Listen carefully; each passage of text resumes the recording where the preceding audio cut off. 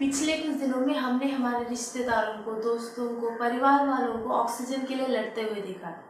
लेकिन सच्चाई ये है कि आज जो हमारे साथ हो रहा है वो हम सदियों से धरती के साथ करते आए हैं। विकास के नाम पर, प्रॉफिट के लिए, सुविधा के लिए हमने जीव जंतु, प्राणी, धरती सबका ऑक्सीजन छीना।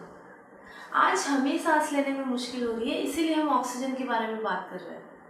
बीत गई सो बात गई, या सच में हमारी गलतियों को, तरीकों को सुधारने का इरादा हम रखते हैं? क्योंकि अगर रखते हैं तो चलिए देखते हैं कि किन किन कारणों की वजह से हमारी धरती में से ऑक्सीजन कम होते जा रहा है। धरती पर ऑक्सीजन कम करने वाली सबसे बड़ी वजह है फॉसिल फ्यूल्स का जलाना। पिछले साल ही हमारे गवर्नमेंट ने कोल पावर से सोलार में शिफ्ट होने के बजाय 38 नए कोल ब्लॉक्स को ऑक्शन किया। रिसर्च के हिसाब से फॉसिल फ्यूल को जलाते वक्त कार्बन डाइऑक्साइड का एक मॉलिक्यूल के बनते ही साथ ही 1.4 मॉलिक्यूल ऑक्सीजन का कम हो जाता है। फॉसिल फ्यूल के जलाने की तरह ही किसी भी तरह का आग लगने से कार्बन डाइऑक्साइड जैसे ही बढ़ जाता है, 1:1 रेशियो में ऑक्सीजन उसी तरह कम भी हो जाता है। मतलब जितना कार्बन डाइऑक्साइड बढ़ा उतना ही मात्रा में ऑक्सीजन कम हो गया। और पिछले कई सालों में हमारे देश में फॉरेस्ट फायर्स बढ़ते ही जा रहे हैं। ये सब सिर्फ हमारे धरती के ऑक्सीजन लेवल्स को कम कर देता है। आज जिस तरह से हम ऑक्सीजन की कमी की वजह से मर रहे हैं, उसी तरह से दशकों से पशु, पक्षी, मछली सभी को प्लास्टिक मारते आया है।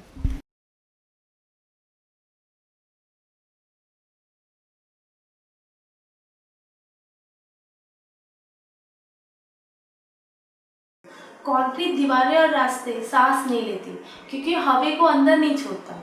इसीलिए बंद घर में कुछ दिन बाद अगर हम आते हैं तब पहले जाके खिड़की खुला रखना पड़ता है कुछ टाइम के लिए, नहीं तो अंदर पूरा घुटन सा होता है।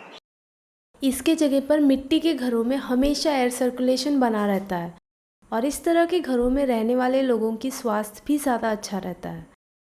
उसी तरह जब हम प्लास्टिक से रास्ते बनाते हैं तब उस रास्ते से ना बारिश का पानी नीचे जा पाता है और ना उसके नीचे की मिट्टी सांस ले पाती है।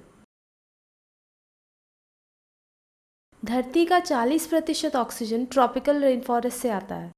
उसके जगह पर बनने वाले कार्बन डाइऑक्साइड की मात्रा के साथ ही हमें जितना ऑक्सीजन मिल रहा था उसे भी हम खो देते हैं। कोविड का फर्स्ट वेव मुंबई में फैलने लगा तब भी आर्य फॉरेस्ट की ट्राइबल्स और लोकल्स में से सिर्फ 8-10 लोगों को ही शायद से कोविड हुआ था, क्योंकि जंगलों में रहने वाले लोगों को ज़्यादा धूप और ज़्यादा ऑक्सीजन लेवल मिलता है फ्लैट में रहने वाले लोगों के मुकाबले। और सरकार को कोविड शुरू होते ही हमारे धरती में, हमारे देश में जंगलों की संख्या को बढ़ाना चाहिए था, पेड़ों की संख्या को बढ़ाना चाहिए था। पानी में जिस तरह से चीनी घुलता है उसी तरह से पानी में ऑक्सीजन भी घुलता है। हर 1 लीटर पानी में 7 से 10 मिलीग्राम ऑक्सीजन घुलता है और साफ पानी में ये ऑक्सीजन मछलियों के लिए काफ़ी रहता है। लेकिन जब हम साफ़ पानी को स्वेज वाटर ट्रीटमेंट के लिए इस्तेमाल करते हैं या पानी में वाटर हाइसिंथ या एल्गे को बढ़ने देते हैं, तब उस पानी का ऑक्सीजन को हम ख़त्म करते हैं और उस पानी में धीरे धीरे मछलियों को ऑक्सीजन नहीं मिलने पर वो मर जाते हैं। इस पैंडेमिक को एक वार्निंग की तरह लीजिए हमारे गलतियों को सुधारने के लिए। अगर इस पैंडेमिक से गुजरने के बाद भी, इस बड़े से हेल्थ क्राइसिस से गुजरने के बाद भी आपको लगता है कि विकास ही इम्पॉर्टेंट है, ईज ऑफ डूइंग बिजनेस ही इम्पॉर्टेंट है, प्रॉफिट ही इम्पॉर्टेंट है, सुविधा ही इम्पॉर्टेंट है, प्लास्टिक ही यूज़ करेंगे, तो आने वाला हेल्थ क्राइसिस और भी बड़ा रहेगा। हमारे पास तभी भी इम्यूनिटी नहीं रहेगा, हमारा हेल्थ सिस्टम तभी भी नहीं सुधरेगा।